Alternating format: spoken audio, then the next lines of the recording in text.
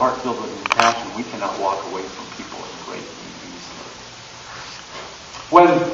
When there's a horrific, cataclysmic event like a hurricane or a tornado that rips through a certain part of our country or somewhere else around the globe, and we see those graphics, and we see houses leveled, and people just escaping with the clothes on their back,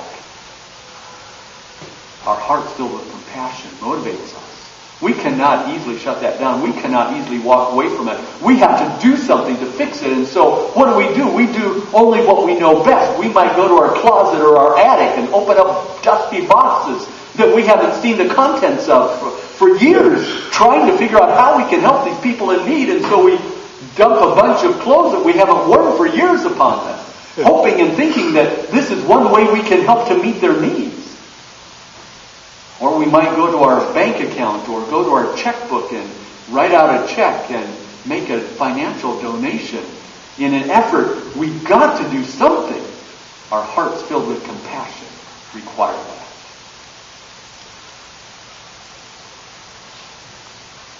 Notice that Jesus did not stop to ask which were righteous and which were not.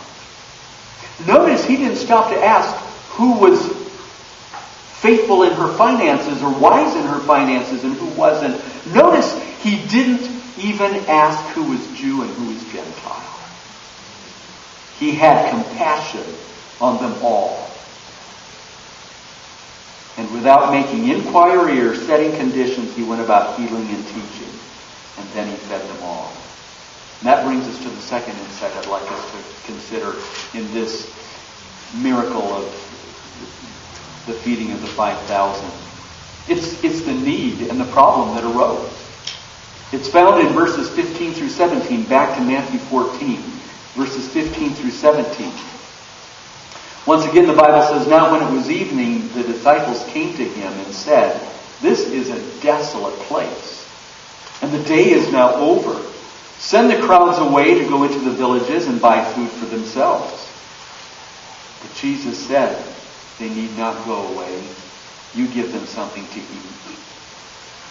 They said to him, 'We have only 5 loaves here and 2 fish.'"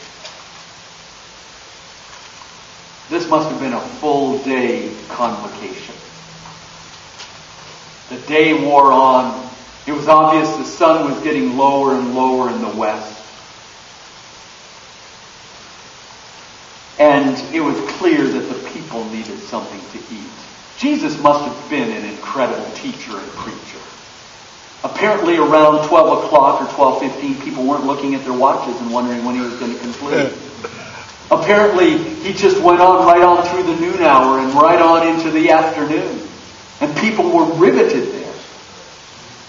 Matthew's record tells us that the disciples advised Jesus to send the people away so they could find food in the local villages and have something to eat. And on the surface, this seemed like a wise decision. Would you not agree? I mean, I could see myself a part of those 12 disciples saying, "Lord Jesus,